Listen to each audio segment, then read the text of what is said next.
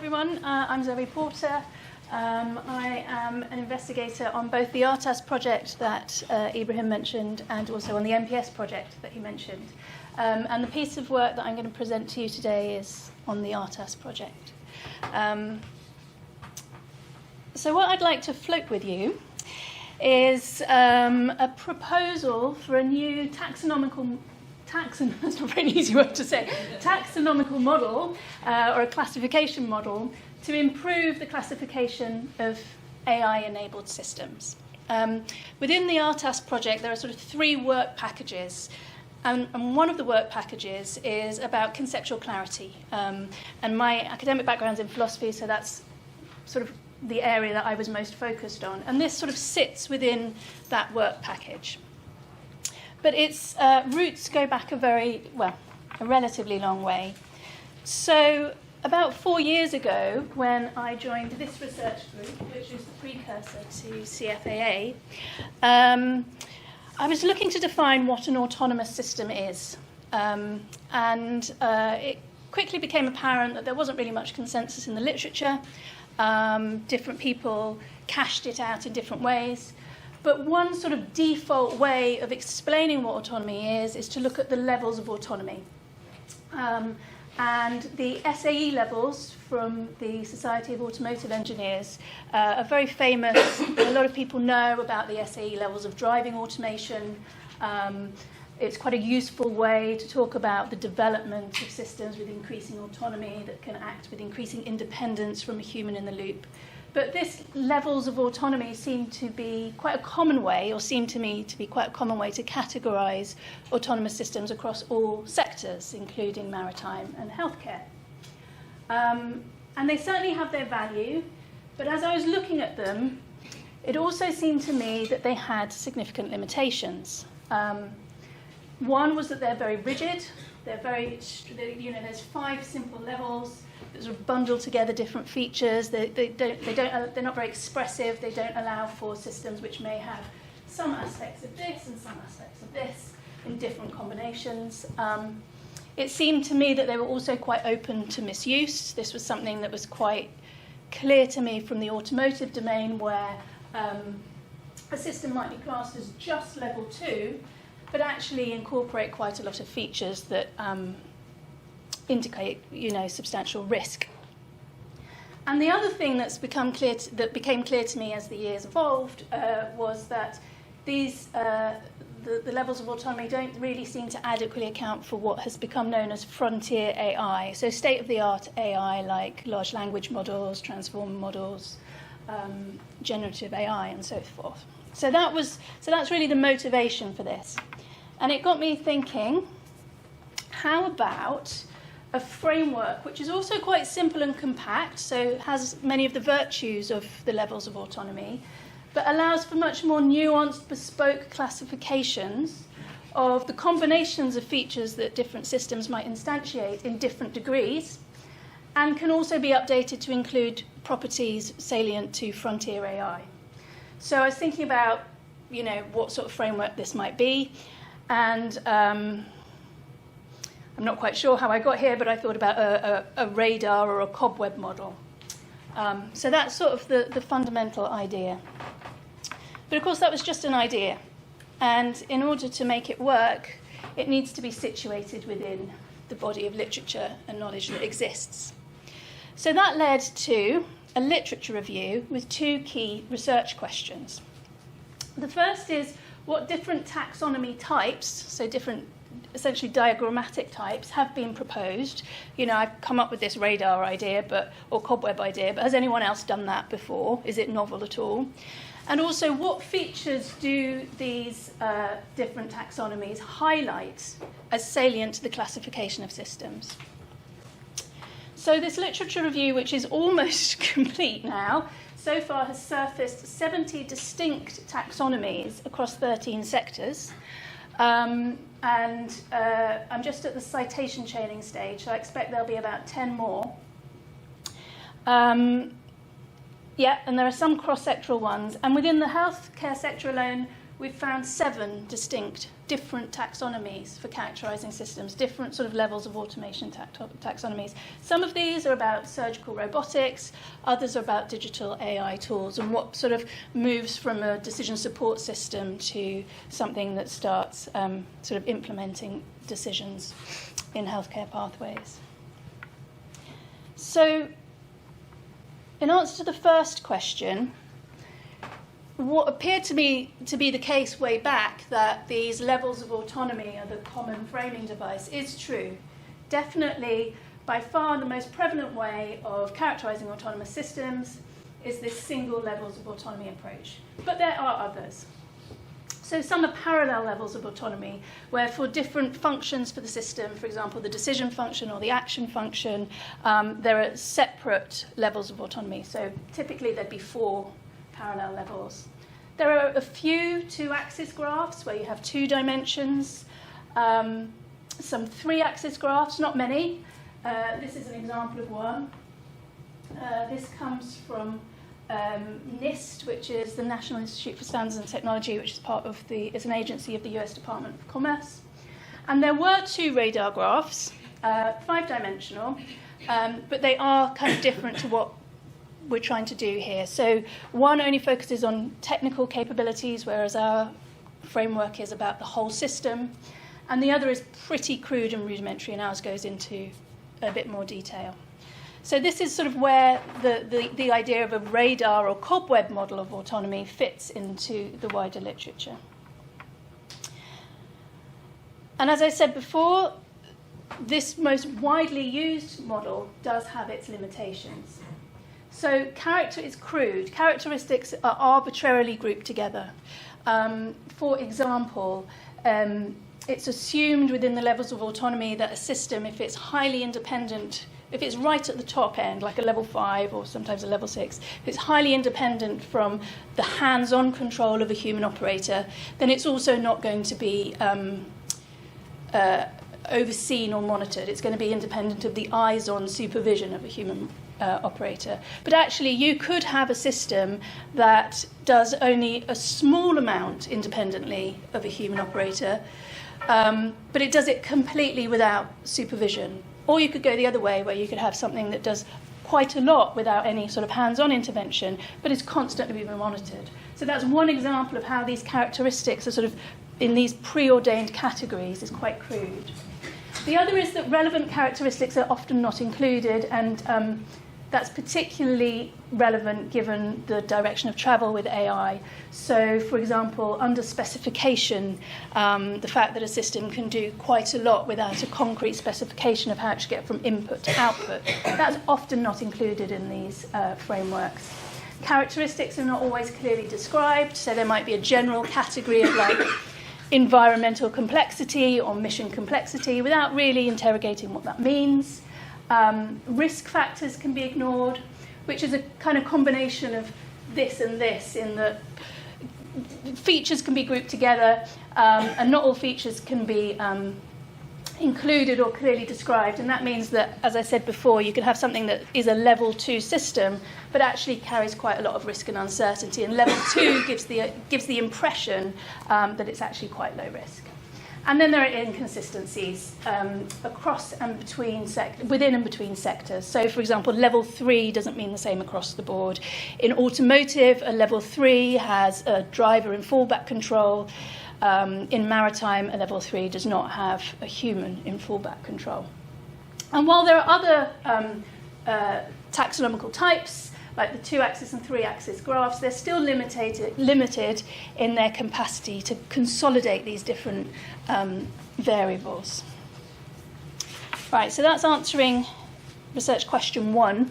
And this is an analysis of what features these taxonomies have highlighted as salient. So all of them say that whether or not a human is in the loop is indicative of how autonomous it is. A lot of them say also that whether a human is overseeing on the loop, so whether it's overseeing or monitoring the system, that's also indicative. Quite a few talk about communication from the system to the human.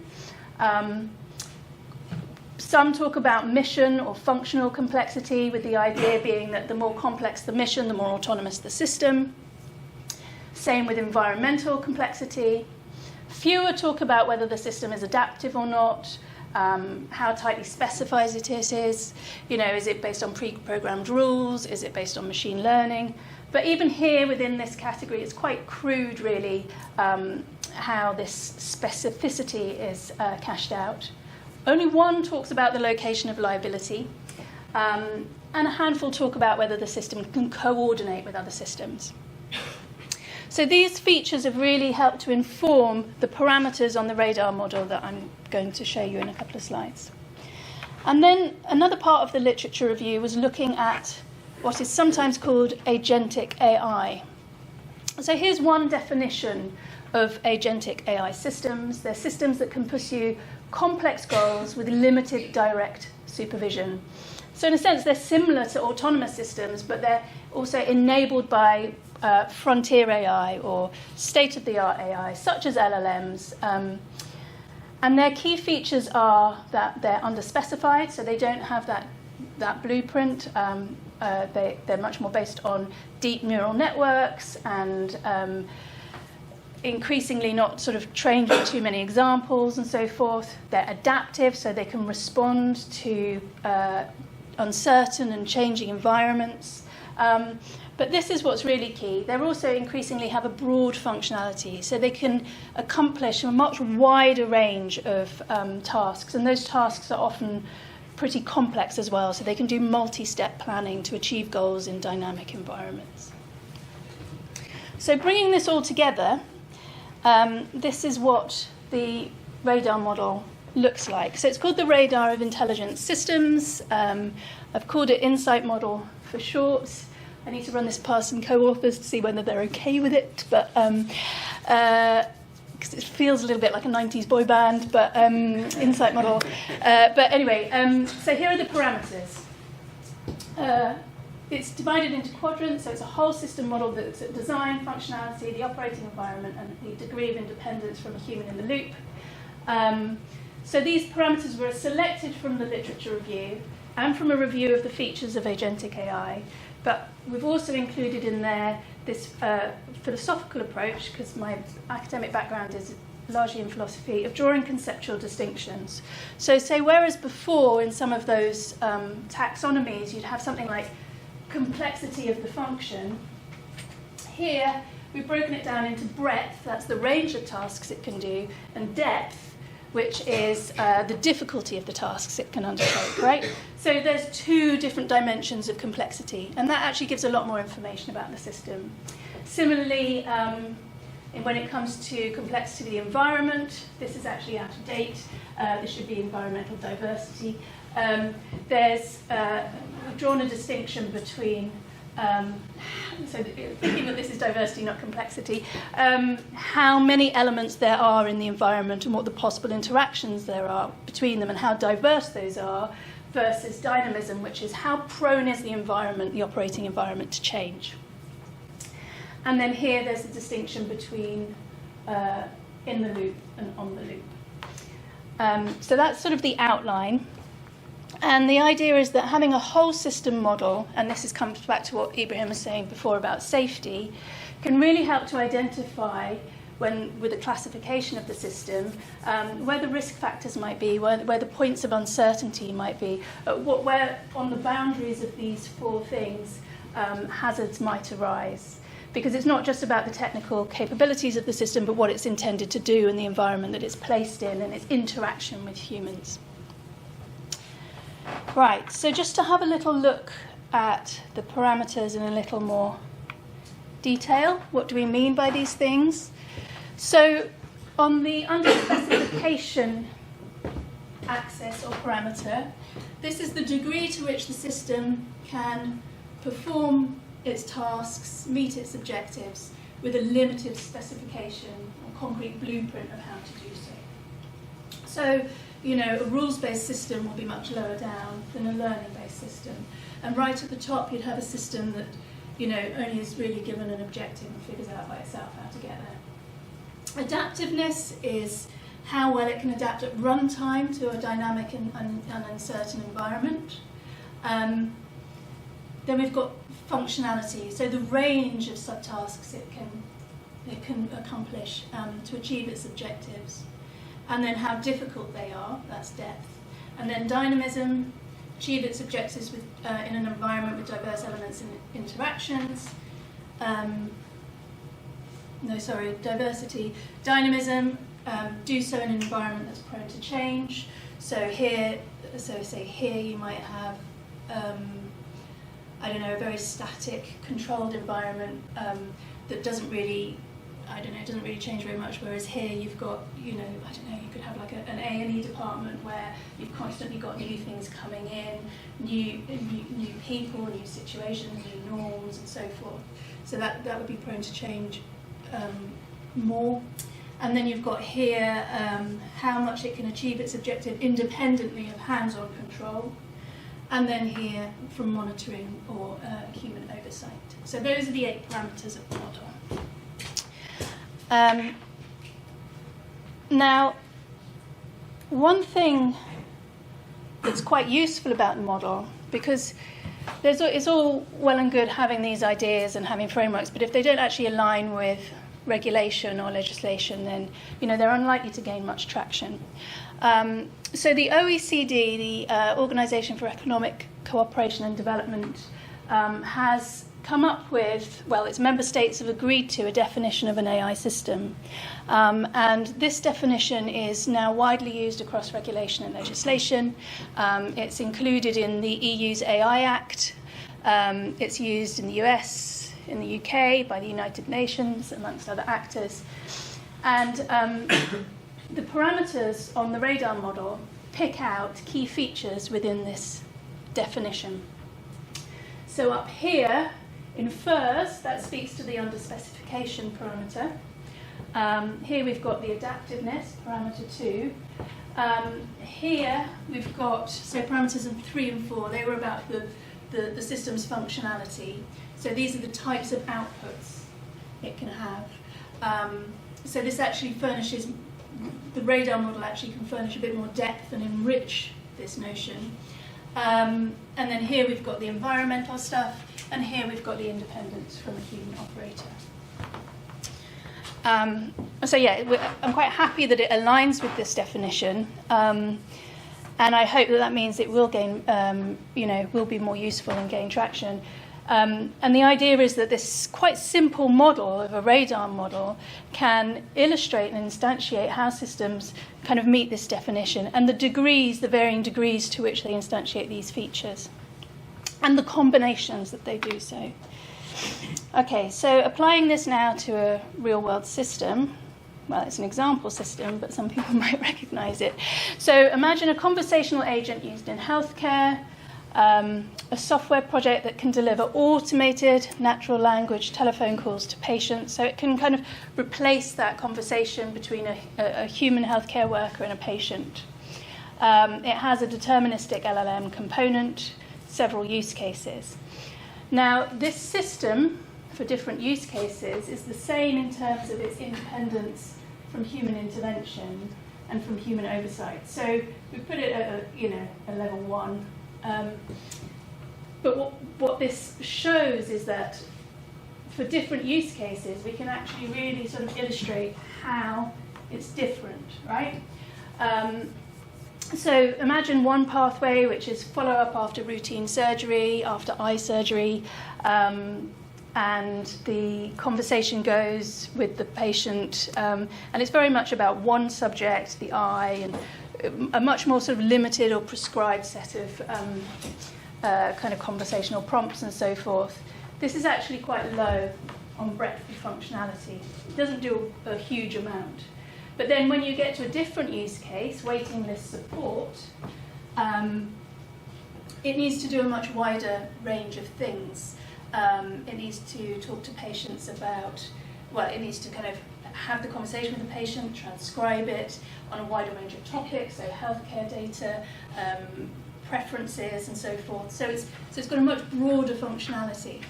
And this shows how a system that seems on the surface to be the same, a level 1, say, there's actually a huge variation within that, and illustrates how this is a lot more expressive than just static, sort of single levels of autonomy. And hopefully can help to do some of these things. So the first is, the idea is that this radar model will be a useful tool for communication. So when everyone's trying to sort of orient themselves to what a system is and what it does, this actually gives quite a lot of information at a single glance about what's going on with the system.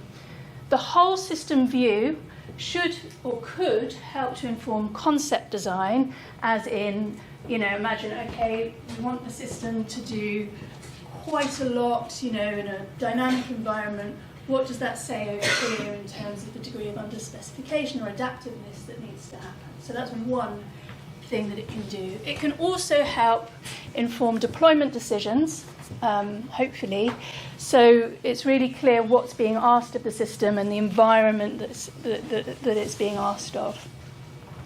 And it can help to indicate where uncertainty may arise. So, for example, a highly adaptive system in a dynamic environment that doesn't have much human intervention, that combination of factors could well create uncertainty. And those sorts of things are very important when thinking about the safety assurance. It's also possible that this could present an improved system of regulatory classification.